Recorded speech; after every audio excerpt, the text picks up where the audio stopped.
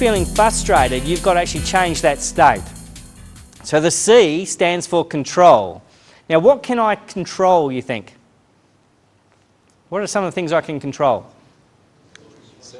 My dress, what time I turn up, how I talk, how I respond to things, how hard I'm going to do training, what time I'm going to walk in the door here, what respect I'm going to give to the seafood.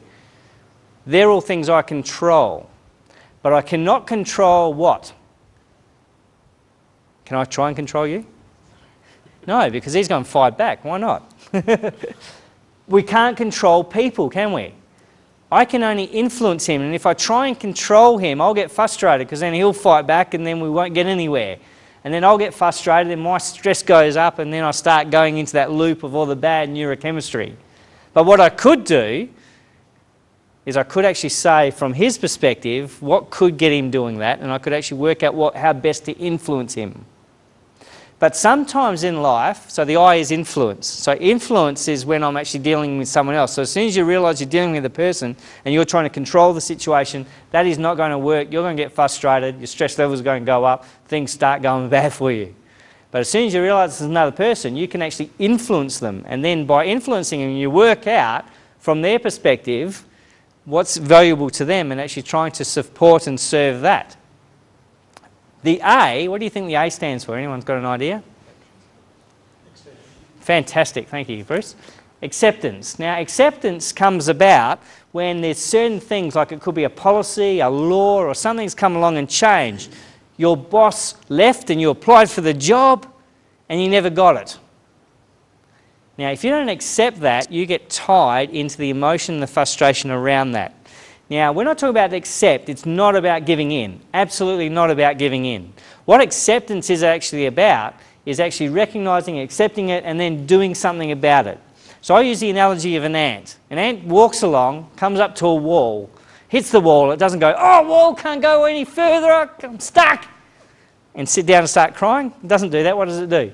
Hits the wall, goes, wall, and walks around the wall. Yeah, smart ant. So you grab a ring and you put the ring around and go, I'll get it. So it actually comes up to that edge of the ring, walks around the ring, goes ring. Gets around there and goes, far out, I've done a whole loop here, this is a ring. So what does it do then? Does it get, oh, I can't go any further, I'm done now, this is the end of me? What does it do? Starts looking at it another way. So acceptance is where we actually recognise that there's something that we just got to accept, and if we try and put our energy into trying to fight it, we're not going to go anywhere. So acceptance would be actually recognising it and then saying, how do I best use my energy to get around it, go over it, go under it, dig around it, whatever you need to do. And I'm going to give you a story of a couple in Adelaide.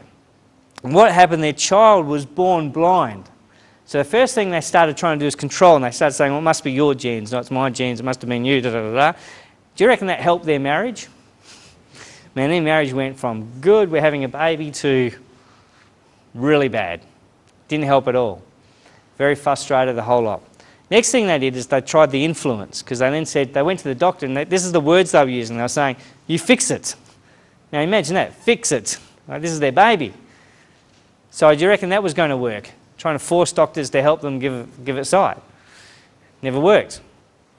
And the mother said to me, you know, you're right, Todd, because it was only when I accepted the fact of that situation, I accepted that I was the parent and I was the only one that's going to love it as much as anyone in the world, and I accepted that scenario, then I could actually do something about it. Now, it wasn't about giving in, looking at other ways to make that child see. It was about actually accepting that was the scenario and looking at how to then provide the best possible life and environment for it to excel in. And once you actually accept that, you imagine that frustration goes away, your energy becomes very directed. So this is the case. Whenever, wherever you are, if you're feeling frustrated, I want you to remember CIA, because you're trying to do the wrong one. And that means you're actually going to be fighting your energy, you're going to get frustrated because it's not going to work, and you can simply step back and say, CIA, I'm trying to control the scenario, I should actually be influencing it, and then taking the action around influencing it to get the results. CIA is very critical. But if you tie that in also with the replace, reject technique, that actually becomes very powerful because you're now starting to control what's going in your head and managing your state of frustration, etc. Okay. Any questions on that one? Is frustration stress? Is it the same thing? No, it's a form of stress. Stress is an outcome. Like, for example, a level of stress is good because it's actually just a chemical, can be just a chemical response. But if I look at fatigue, fatigue is more of a physical response. It's a chemical response that has an impact on my physical body. Now, if I go into extreme levels of fatigue, like for example when you first have a baby and the baby's not going to sleep well and you're actually not working, not sleeping very well, you start actually going into a state of fatigue. So you can actually manage, stress can be across the board, but when it comes to frustration, it clearly is about you using your energy the wrong way. Whereas stress comes from other things. Stress can come from external sources, whereas frustration is an internal source because you're the one that's coming frustrated. Stress can come from outside. So if I grabbed you in one of the headlocks we saw the other day that you can't get out of so easy, that's an external pressure. You'd feel under stress. And so you can see that they are different. One's really internal. Yep. The fact that you can't do something about it, you might then become frustrated, and then you realise it's about influence, or you're trying to talk them out of letting go of you. Or you look over to Sifu and actually say, I need help, and then he comes and takes care of it for you.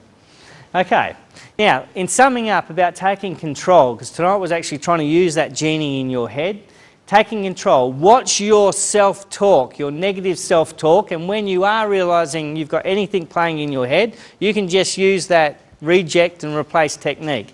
That means that you are taking control on what's going on the record player. As soon as you realise you got the wrong record, you actually say, no, I want this. No, I want this. That's the reject and replace technique. Next thing is I want you to do is decide what you want. And if you're not really wanting to go down the goal path and working out what you want to be, what you want to have, what you want to do, and how you want to serve others, you've got to realise, the realisation is your subconscious. You're not going to utilise that subconscious totally. So if you're not going to go down on those paths and do those things, it's a choice you're making whether you can actually perform this level or you're actually choosing to perform at a far lower level, because the subconscious cannot help you and bring opportunities to you if it doesn't actually understand what you want and what you want it to do. It needs to take instructions. Program your mind using affirmations. Utilise things like confidence anchoring, because you've seen how the confidence anchor works. You can actually set that up, and that will actually get you out of those times where you need a different state change. You have total control over that. Now, by the way, when you saw Peter up here, there was a couple of things I'll do, but I'll just mention one. I had him in a positive state, right? He was going, yeah, I remember that. Fun. And then I wanted to bring him over in that bad state. Now, I've got to be careful I don't connect those two states together, because remember, what fires together wires together? Who noticed one of the techniques I used?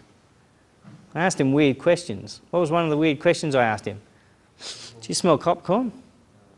Bang, he was way out of wherever he was before, focused on popcorn. What's that got to do with life? So that's what we call a change of state.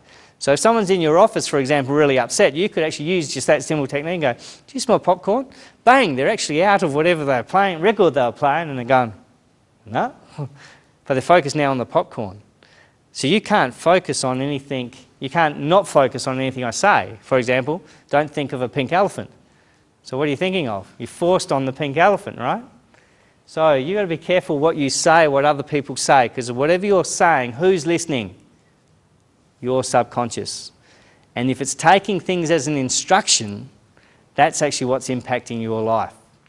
So therefore, be very careful of the records you're playing.